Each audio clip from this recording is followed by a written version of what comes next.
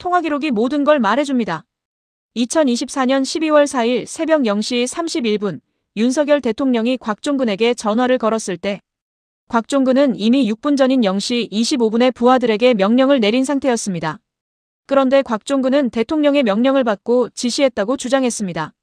시간 순서가 맞지 않는 증언, 그리고 계속 바뀌는 진술, 민주당 의원들과의 은밀한 접촉, 34년 군 생활의 육군 중장이 정치군인으로 변해가는 순간 우리는 무엇을 목격하고 있는 걸까요? 안녕하세요. 오늘은 12월 3일 비상계엄 사태의 핵심 증인이라고 알려진 곽종근 사령관의 진술 변경과 모순들을 짚어보겠습니다. 곽종근 사령관, 1968년생, 34년간 군복무를 해온 육군 중장, 제32대 육군 특수전사령관. 그는 12월 3일 비상계엄 당시 특전사를 지휘한 인물입니다. 그런데 그의 증언에는 심각한 문제가 있습니다. 더퍼블릭이 11월 4일 보도한 내용에 따르면 윤석열 대통령 변호인단이 법정에서 결정적인 증거를 공개했습니다. 통화 기록입니다. 대통령과 곽종근의 통화 시각은 새벽 0시 31분으로 명확하게 기록되어 있습니다. 그런데 곽종근은 이미 0시 25분에 10 수여단장에게 의원을 끌어내라, 문을 부숴라는 지시를 내렸습니다. 대통령과 통화하기 6분 전입니다. 그런데 곽종근은 계속 대통령의 지시를 받고 명령을 내렸다고 주장해왔습니다. 시간이 맞지 않습니다. 윤갑근 변호사는 곽 전 사령관의 증언은 시간대가 전혀 맞지 않는다고 단언했습니다. 그 지시는 대통령과 무관하게 현장 지휘선에서 독자적으로 내려간 것이라며 곽 전 사령관이 대통령의 지시를 받았다고 말한 것은 허위 진술이라고 강조했습니다. 여기서 끝이 아닙니다. 검찰 공소장에는 국방부 장관이 밤 10시 17분에 곽종근에게 지시했다고 적혀 있습니다. 그런데 실제 통화 기록을 확인해보니 22시 17분 통화 기록 자체가 존재하지 않습니다. 검찰 공소장의 근거가 무너진 겁니다. 더 심각한 문제는 곽종근의 진술이 계속 바뀌고 있다는 점입니다. 그의 진술 변화를 시간 순서대로 정리해보겠습니다. 12월 6일 곽종근은 민주당 김병주 의원과의 첫 인터뷰. 김병주 의원 유튜브 채널에서 전임 장관으로부터 국회의사당 안에 있는 요원들을 밖으로 빼내라고 말했습니다. 처음엔 요원이었습니다. 그런데 김병주 의원이 의원이라는 말 아닙니까?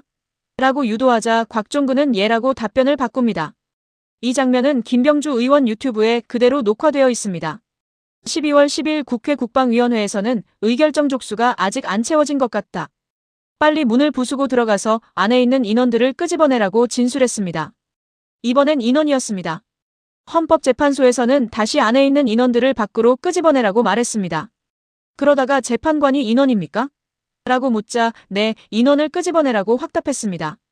그런데 최근 법정에서는 또 달라집니다. 나무위키와 여러 언론 보도를 종합하면 곽종근은 요원은 투입된 요원들을 뜻하는 것이었고 의원은 다른 상황이었다. 둘 다 맞는 말이라고 해명했습니다. 법조계에서는 곽종근의 진술 신빙성이 사실상 붕괴됐다는 평가가 우세합니다. 더퍼블릭 보도에 따르면 한중견 변호사는 곽 전 사령관의 발언이 정치적 영향을 의식한 자기방어성 진술로 보인다며 이런 불안정한 증언을 헌재가 그대로 받아들였다면 탄핵 결정의 신뢰도는 근본부터 의심받을 수밖에 없다고 말했습니다. 더 충격적인 사실이 있습니다. 곽종근과 민주당 의원들의 은밀한 접촉입니다. 뉴시스가 2월 12일 보도한 내용을 보면 성일종 국방위원장은 김현태 707 특수임무단장을 불러 면담했습니다.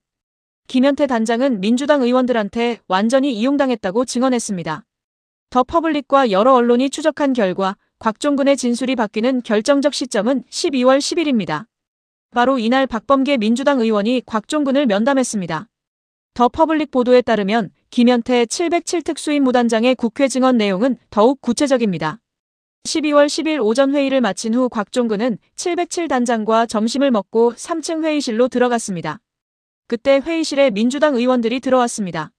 박범계 의원이 곽종근에게 두 가지를 요구했습니다. 첫째, 통화 녹취를 공개하라. 둘째, JTBC 인터뷰에 응하라. 그 대가로 공익 제보자로 추천해주겠다고 제안했습니다. 곽종근은 박범계가 불러주는 대로 공익신고서를 작성하고 서명했습니다. 박범계도 추천인으로 서명했습니다. 그리고 곽종근은 김현태 단장에게도 나쁜 게 아니니까 너도 하라고 권유했습니다. 국회 국정조사에서 국민의힘 곽규택 의원이 박범계한테 공익신고자 해주겠다는 이야기 들은 게 있습니까? 라고 묻자 곽종근은 그건 맞습니다 라고 답변했습니다. 더 놀라운 건 장소입니다. 퍼블릭뉴스 제보자는 박범계 의원과 면담했던 곳과 JTBC 기자가 곽종근을 인터뷰했던 장소가 동일 장소라고 주장했습니다. 인터뷰 배경 사진이 증거라고 말했습니다. 곽종근은 현역 군인입니다. 외부 언론과 접촉할 때는 상부의 허가를 받아야 합니다. 그런데 곽종근은 이 규정을 무시하고 민주당 의원들의 유튜브에 출연했고 JTBC와 단독 인터뷰를 진행했습니다. 김병주, 김선원, 박범계 등 민주당 의원들과 계속 접촉했습니다. 뉴데일리는 곽종근이 계엄 선포 직후인 12월 6일 김병주 민주당 의원 유튜브 채널에 출연했다고 보도했습니다. 여기서 중요한 사실 하나. 곽종근이 구속된 주요 사유는 테이저건과 공포탄 사용 건의입니다. 더퍼블릭 보도에 따르면 곽종근은 박안수 육군참모 총장에게 테이저건과 공포탄 사용을 건의했습니다. 무기 사용을 먼저 제안한 사람은 곽종근이었습니다. 하지만 박안수 총장이 거절했습니다. 더퍼블릭 보도의 제보 내용에 따르면 곽종근이 무기 사용 건의로 약점을 잡혀 진술을 번복했다고 주장합니다. 자신의 죄를 감면받고자 민주당 의원들과 계속 접촉하며 공익 제보자 추천을 받고 유튜브에도 출연했다는 것입니다. 그렇다면 곽종근의 다른 증언들은 어떨까요? 더퍼블릭이 보도한 내용을 보면 김현태 단장은 국회에서 국회 출석. 당시 곽 전 사령관을 위해 알고 지내던 민주당 보좌관을 통해 휴식 용방 하나만 알아봐 달라고 했는데 갑자기 민주당 관계자들이 들어와 대세가 기울었다, 민주당이 지켜주겠다 등의 말을 했다고 증언했습니다. 부승찬 민주당 의원은 잘 아는 변호사를 붙여주겠다고 했지만 이후에 안 붙여준 것으로 알려졌습니다. 공익제보자 선정은 박범계 의원이 제시한 것으로 확인됐습니다. 또 다른 문제도 있습니다. 더퍼블릭 보도에 따르면 윤석열 대통령은 군에서 상부란 건 합참과 참모본부, 국방부까지라며 곽종근이 말한 상부회의에서 대통령 지시가 나올 수 없다고 반박했습니다. 명백한 거짓말이라는 주장입니다. 군 내부에서도 비판이 쏟아지고 있습니다. 군에서는 곽종근의 거짓말에 부글부글 끓고 있다고 합니다. 장교로서 지켜야 할 임무수행 절차를 완전히 무시했다는 겁니다. 더 본질적인 문제는 곽종근의 역할입니다. 그는 계엄에 적극 가담한 사령관입니다. 뉴데일리가 보도한 내용을 보면 곽종근 자신도 인정합니다. 12월 1일부터 비상계엄령이 선포될 수 있다는 불안감이 있었던 건 사실이라고요. 그는 12월 2일 모든 여단장을 이천특전사령부로 소집했습니다. 그리고 다음 주 일주일간 전 부대 야외 훈련을 중단하고 부대 내에서만 훈련하라는 지시를 내렸습니다. 계엄을 준비하고 있었던 겁니다. 뉴데일리가 보도한 내용을 보면 2024년 9월 2일 국회 인사청문회에서 박선원 의원이 이미 의혹을 제기했습니다. 최근 이진우 수방사령관, 곽종근 특전사령관, 여인영 방첩사령관을 한남동 공관으로 불렀죠. 출입 기록을 남기지 않으려고 입구에서 경호처 직원의 안내로 불러들여서 무슨 이야기 했습니까? 계엄 이야기 안 했습니까? 곽종근은 계엄을 알고 있었고 준비했고 실행했습니다. 그런데 지금은 자신만 피해자인 것처럼 양심적인 내부 고발자인 것처럼 행동하고 있습니다. 여러 언론 보도를 종합하면 곽종근은 첫 공판에서 특전사 관련된 병력의 행위에 대해서는 모든 책임을 다 인정한다고 말했습니다. 그런데 정작 그가 강조하는 건 대통령의 책임입니다. MBC가 4월 4일 보도한 단독 인터뷰를 보면 보석으로 석방된 곽종근은 책임은 윗사람이 져야 되고 그 책임이 밑에 있는 부하들까지 가선 안 된다고 말했습니다. 부하들은 보호하겠다는 겁니다. 그러면서 김현태 707특 임단장에 대해서는 무리하면 안 된다고 말했던 유일한 부하라며 두둔했습니다. 하지만 바로 그 김현태는 국회에서 기자와 시민에게 위협을 가하고 전기를 끊어버린 인물입니다.